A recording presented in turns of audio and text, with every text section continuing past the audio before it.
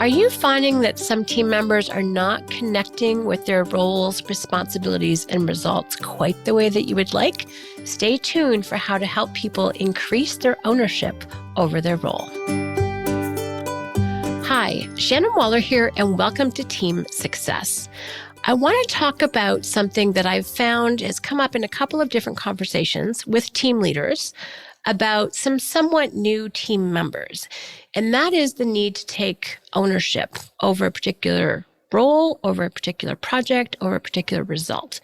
And obviously this has come up because there was a bit of a lack of taking ownership. This is one of our crucial characteristics of having an entrepreneurial attitude, of a successful mindset and successful behavior for really great team members.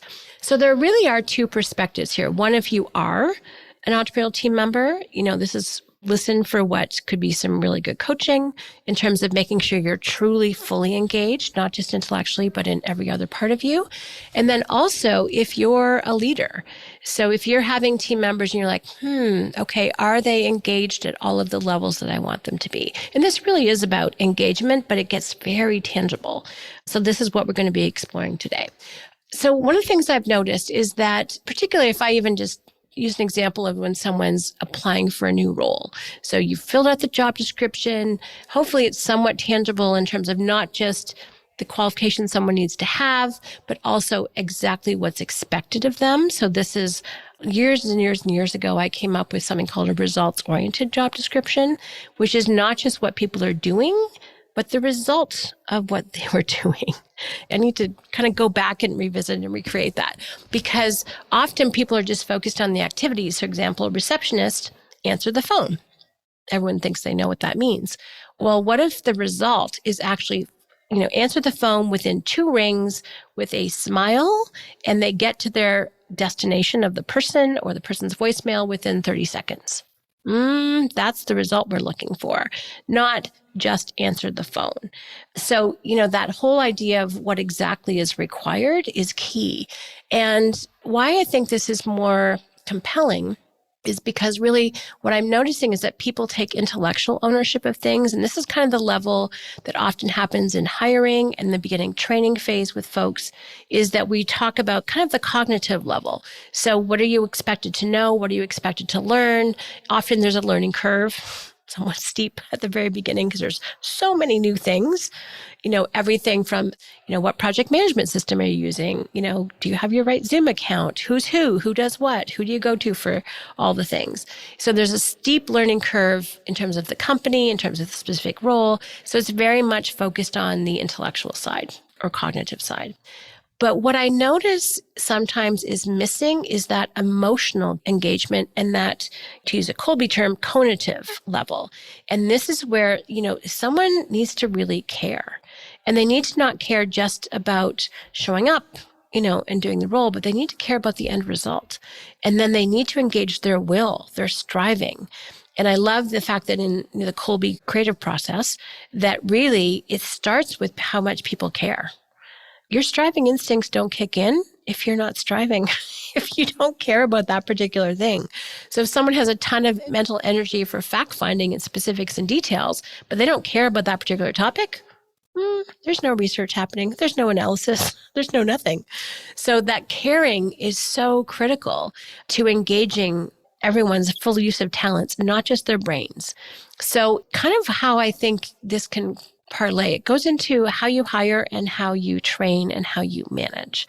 So when you are looking for someone, don't just put the intellectual requirements in terms of their education, their skill background, what programs they know, et cetera, but also say it's critical that you care about who our clientele are, the results we're putting out into the world, the impact that we want to have. It's really important that you care about your fellow team members. So really specify what's important from a value standpoint. That's going to be important. And then obviously you also want to communicate how you want this person to problem solve and strive. So one of the things I love in the Kolbe Bottom Lines Guide, which is available from Kolbe, or if you're in Coach, it's one of the materials we give you about Kolbe. Happy to provide that, is what it does, it kind of lays out words that describe how people are striving depending on what Colby you're looking for in a role. So don't just look at the intellectual as my bottom line communication here. Make sure that you put the values and also how you are looking for people to take action, because that's really what work is about. We're all taking action. We're all problem solving. We're all making things happen. It's not just an intellectual exercise. That's kind of in the hiring process. Now let's talk about when someone is actually working with you. And this is interesting because we can hire some really smart people who present beautifully, who are really interesting, neat people to get to know. Yes, I'm thinking of a person right now, but sometimes they don't quite show up as we need them to. Well, then what's going on then? And one of the things I've realized, and this is true in lots of different aspects of teamwork, is when people are looking for a particular role, they're looking at it from the perspective of they want that title. They want to be seen as someone with those responsibilities. They're almost looking at it from an outside perspective and how will other people see them, rather than what is actually required to deliver a phenomenal result in that role with that project. So it's important here to take it from the external perspective to the internal. So you want to be an account manager. Okay, that's great. And oh my gosh, coached this one team where everyone wanted to be an account manager because that was sort of the glamorous role. Very few people had the talents, the strengths, and the personality to do that role. When I checked back with that team 6 months later, they'd had a 50% turnover. And I wasn't surprised because none of them had what it took to deliver on that role. Everyone wanted the title, didn't want to actually do the work that way. That wasn't what they were best suited for, but they were seduced by the title. Let's try and avoid that. That's why I really abhor certain bureaucratic or corporate type titles for entrepreneurial organizations. I much, much, much prefer unique ability titles. Way more interesting. Way more fun. I did not come up with this. Someone else did. When reception is really the director of first impressions, love that story. That's a results-oriented job title, not just receptionist. That's really what I'm talking about here, is that you have to make sure that people connect with what is really, really required. And that can be more challenging because we kind of assume that other people know what's in our head. Chip and Dan Heath call this curse of knowledge. Just imagine someone tapping out a rhythm of a song, and this song is super clear in their head, and they're completely confused as to why you don't understand the song that they can hear so clearly in their head, and they're tapping out the rhythm. You're like, I have no idea what song that is.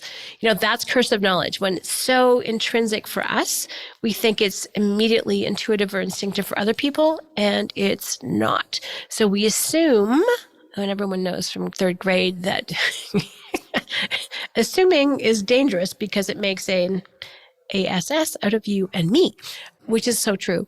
So we can't assume that people understand what we mean. So really spelling it out is how you can take action to prevent this from happening, because we need to get it out of the intellectual understanding and into the actual feeling and doing parts of people. And it's critical that they're passionate. It's critical that they're passionate about getting a great result, serving that particular audience, making sure that people are really well taken care of, that system is really well executed upon. It's critical so that they care about your company overall. It's critical they care about you. So making sure that they have that emotional connection, again, not just intellectual, but emotional connection, and that finally they engage their will, that they will strive to produce these results. If we neglect focusing in on these aspects, we will probably not have a successful person in that role. We will be constantly frustrated. And the danger of this is that, we've wanted to, in our terminology at Coach, who ourselves up or free ourselves up by leveraging, ourselves by having someone else talented show up in that role. If that person is not fulfilling it in all of those levels, if they're only intellectually engaged, but not emotionally or cognitively, they're not striving, we are not leveraged. And at that point, you are doing your role and you're double checking the other person because probably they're missing some bits. That you, because you were fully engaged in that role, you were delivering on that, and they're not seeing it from that same perspective. And then you're doing double the work. You're paying two people for over one person's work, it's inefficient all the way around. And you're going to be frustrated. And then that creates scar tissue when you go to hire somebody else. And you're like, fine, I can just do it better myself, becomes the thinking. So then you default back to being a rugged individual, which we want to avoid. We want to help leverage you into unique ability teamwork. So what is it that we all can do? And again, if you're a team member in a role, you want to ask these questions. If you're a leader, then you want to make sure you give this information. So let's make sure we're doing everything we can to help people not only be intellectually engaged, but also emotionally with their hearts and instinctively with their guts, as I like to say. You want to engage their will. This is key. So one of the things you can do, and this comes out of one of our tools called the 4x4 at Coach, which is really, it's just a fun 8.5 by 11 page. And on it, you specify, performance. So we like to put it in terms of alert, curious, responsive, and resourceful. So what do you want this person to be alert to in this role? It's kind of an overall way of doing a job description. What is it that you want them to be curious about? What is it that you want them to be responsive to? And how do you want them to be resourceful? I love the word resourceful. And this really comes out of the book Top Grading. At one point, the number one characteristic of an A player in top grading is resourcefulness. And I have found this to be a brilliant, brilliant coaching point. I've mentioned it before. And I know when I get stuck at something, I actually use this question, how can I be more resourceful about this, to get unstuck? And guess what? It works. All of a sudden, I start thinking about people I could talk to, what I could Google, what did I already know, where's a resource that I could go tap into? Because if I didn't know, I could just stop there. But the question, how can I be more resourceful, is a great prompt to think about, oh, okay, what else do I know? Who else do I know that I could bring to bear to solve this problem? So that, I just love alert, curious, responsive, resourceful. So that's kind of performance, and you can be very specific in that particular role. So it's going to be different between, Gord Vickman, who's our fabulous podcast manager. What he's being alert, curious, responsive, resourceful about is different than what our onboarding specialist, Melissa, is being alert, curious, responsive, resourceful about. So they're very distinct based on what role someone is taking. Then there's results. I'm a big fan of results. This is why I love being part of an entrepreneurial organization as opposed to a corporate one, is because the focus on results. The proof is in the pudding. And we're always striving to have things be faster, easier, cheaper, with a bigger result. Bam, that's exciting. So you want to really specify, in this role, here's what we're looking at speeding up. How can you make it faster? How can you make it easier? So one is saving time. The other was saving effort. Oh my gosh, if we could make things easier, that's a really good thing. Both of those things are dramatic increases in productivity. Yes. All right. So those are good. Cheaper. That means, again, less time often results in savings. Can we do it more efficiently? Also savings. So cheaper is always good, getting the same quality result or better. And then finally with a bigger result. So I like to do bigger, better, however you want to quantify that. But bigger is exciting. It's like, okay, how can we have a bigger impact? And I love those 4 results criteria because it means that you're driving effective change. So you're not just with the status quo, you're always looking for efficiencies. You're always looking for how to make it better, which I think is how entrepreneurial companies grow. And there's always lots of room for small incremental tweaks, sometimes some bigger transformations. Those are great criteria to be able to go, oh, how can we do this faster, easier, cheaper, and bigger? If you can do all 4 with an improvement, again, bam, that's awesome. And then the next part of our 4x4 is simply, how can this person be a hero to you? And this, I love it because I think it's another way of describing what the result of the role. So not just the activities and what you're doing, but what is the result? The result is that you are freed up. How can they be a hero to you? This goes away. They handle it. You don't have to go and do any back checking or, making sure that things got handled. Things get off your plate. You get leveraged and freed up X number of hours per week. Like, be concrete, be tangible as you articulate how this person can be a hero. And the right kind of person will always want to be a hero to you, to the company, to your clientele. That's what you're looking for. Just even that one section of how they can be a hero to you is just enormous.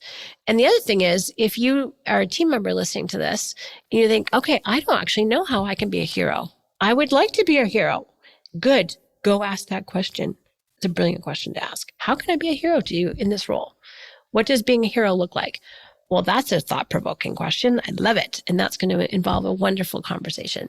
So that's a great one. Now, the last part of the 4x4, super critical. I totally enjoy how Dan talks about this. Basically, it's what drives me crazy. So this is how not to drive the person you're working with crazy. And by the way, this is how someone can drive you crazy if they're working for you. Very important for them to know. So in other words, there's 12 ways that they can win, 4 ways that they can fail.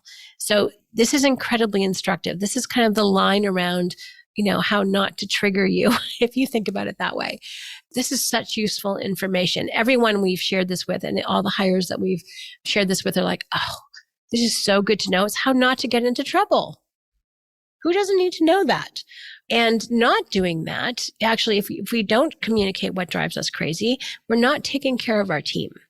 And they can trigger us and we get triggered. And you could have a fabulous team member, but they do one thing that drives you crazy and you're so tempted to fire them like right now. And I've heard so many stories, so please don't do that. Please educate people as to how they can drive you crazy. Now, if you communicate that and they still drive you crazy, sure, you might have grounds for that conversation. But not telling them and having them just step in it by accident, you could do a better job of providing leadership and direction. And again, team members ask, hey, everyone has things that drive them crazy. What drives you crazy when team members do this? For Dan, and I've actually borrowed it for mine too, it's when things go into a black hole, when they're going to the abyss and you don't know what's happening. So not closing open files, not communicating when people are stuck in projects, not knowing what's happening with projects. Like, is it done? Is it stalled? Did it completely fall off the radar screen? Human beings, all of us, when we don't have enough information, default to negative. So with a lack of information, we assume the worst. So not knowing is brutal for all of us. Our brains are wired that way. They're designed to protect us and keep us alive. That means that we assume the worst a lot of times, even when our lives are not threatened. We feel threatened when we don't know what's going on. So just keeping people informed is critical. So really communicating what drives you crazy is good, or finding out what drives the person you're working with crazy is super helpful. I actually think this would be a great client conversation. It would help us have better client relationships as well. So I just wanted to give you some ideas about how to communicate to really help people understand the full result of what it is that you're looking for in this role. One of the other strategies, I was coaching someone on this yesterday and it came to mind, I haven't thought of it for a while, is to really give someone, you can do this when you're hiring, you can do it just after, is to give someone an exact example of what the role requires. So example, I was talking with someone who is opening up a new leadership position and there's a couple of different candidates. It's not immediately clear who would be the right fit. I'm like, well, design a little exercise where it's like, here are things you will be handling in this role. And the example that I was trained on, there were more things on that list to do in half an hour than could be done. So you had to prioritize. So whatever task list it is, you say, how would you handle a situation? How would you handle a team conflict? How would you handle a client issue? How would you handle a breakdown with technology? And you give specific examples so the person gets educated in what's required. And then what's interesting about that is sometimes they go, oh, I thought the job was this. If it's actually that, I'm not interested. That is not the kind of problems I want to be solving. That's super helpful. For an example of how we do this at Strategic Coach, we have all of our new potential coaches do an audition. There's a whole lengthy process, but one of the key steps is we give them something to coach. So for example, the entrepreneurial time system, there's literally, now we would be doing it on Zoom, but we usually do it in person. So the team sits in, we have our name tag with our name. We have a profession that's not like I would be a dentist, for example. And we have that person experience was like to coach people. It's fascinating because we've had a bunch of different results. We've had some people go, oh my gosh, this was so much fun. I cannot wait.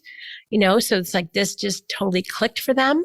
Well, the opposite circumstances, we had someone go, that was so much harder than I thought.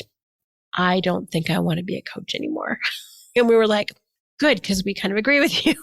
So they thought it was one thing, but when they actually went through the experience, when it was 360 degrees, they realize, oh, this is not what I thought it was. So the more you can provide those examples for people, the more they get to actually become self-aware as to whether or not it's a right fit for them. And I think that's a very contributing thing to do for someone. I think when we don't provide enough information or context in terms of what's expected for how they can be successful, we're certainly not serving them. We're also not serving the result we're after in the organization. So the more you can make it real for people and help them connect intellectually, emotionally, and cognitively, striving, the better. And then you're going to be leveraged the way that you want to be leveraged, and they will be successful in the way you want them to be successful. But I'm seeing that something is missing where we only provide the intellectual framework and we can get some great people, but they never fully click in. And there's a massive missed opportunity that hopefully with some of the steps that I've talked about today, you can go, oh, okay, this is what I can do to increase this engagement and increase the emotional ownership for this person and help them be a raving success in the role. Because that's what we all want. We want them to be amazing at it. We want them to do a better job than we ever did, because then that frees us up to do our next thing. I'm sure anyone in that role wants to be a raving success as well. They just may not be fully equipped to understand that.